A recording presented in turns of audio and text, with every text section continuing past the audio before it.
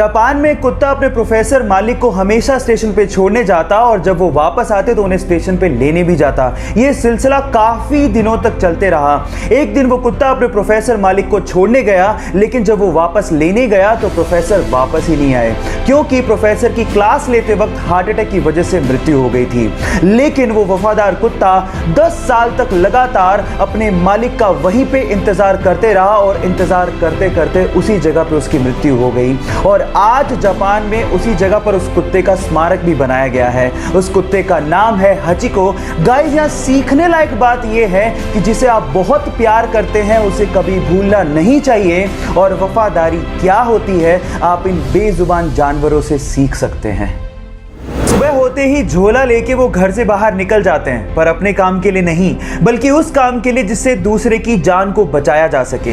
वो पेशे से डॉक्टर नहीं है, लेकिन जिसकी जान बच जाती है उसके लिए वो भगवान से कम भी नहीं है। सुबह होते ही झोला लेके वो गलियों में निकलते हैं और लोगों से अपील करते हैं कि उनके घर में अगर कोई अनयूज्ड मेडिसिन है तो उसे वो डोनेट कर दें। फिर उन मेडिसिन को इकट्ठा करके वो जरूरतमंदों को और गरीबों को फ्री में बांटते हैं। लोग प्यार से उन्हें मेडिसिन बाबा के नाम से जानते हैं। है ना बड़ी बात? तो इंसानियत की इतनी बड़ी मिसाल देने वाले ओमकार नाथ शर्मा जी को मेरा सलाम। हॉकी का वर्ल्ड कप खेलने के लिए जब वो शताब्दी एक्सप्रेस से दिल्ली जा रहा था तो उसने गोली चलने की आवाज़ सुनी। पीछे का यात्री आया और उसने कहा कि उसे गलती से गोली चल गई है। क्योंकि गोली उसी लगी थी तो वो वहीं बेहोश हो गया।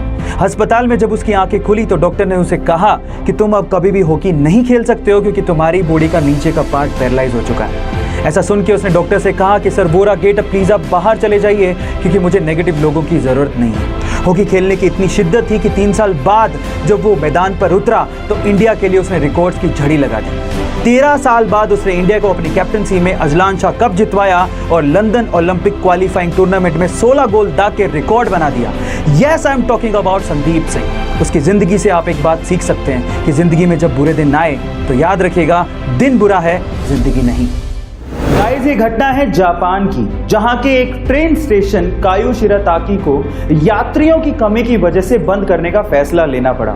लेकिन जैसे ही वहां की गवर्नमेंट को यह पता लगा कि इसी रेलवे स्टेशन से एक छोटी सी स्कूल जाने वाली बच्ची अपने घर से स्कूल और स्कूल से घर आया जाया करती है, तो वहां की गवर्नमेंट की संवेदनशीलता देखिए।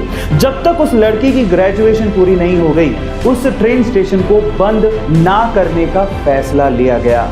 गाइस, कोई भी देश एजुकेशन से ही आगे बढ़ता है और हर एक सरकार को एजुकेशन के लिए ऐसी संवेदनशीलता दिखानी ही चाहिए। आपका इसके बारे में क्या ख्याल है? चैट सेक्शन में लिखना मत भूलिएगा। 2007 के इंडिया ऑस्ट्रेलिया मैच में क्रीज पर थे सचिन और उन्हें बोल करने के लिए खड़े थे ब्रेड हॉक की एक डिलीवरी पे सचिन बोल्ड हो गए। अब ये दिन हॉक की जिंदगी में बहुत बड़ा था, क्योंकि उन्होंने पहली बार सचिन को बोल्ड किया था। मैच खत्म होने के बाद हॉक सचिन के पास गए और उन्होंने कहा कि प्लीज आप इस बॉल पे ऑटोग्राफ दीजिए। सचिन ने ऑटोग्राफ देते हुए कहा कि अब ये दिन तुम्हारी जिंदगी में दोबारा कभी नहीं आएगा।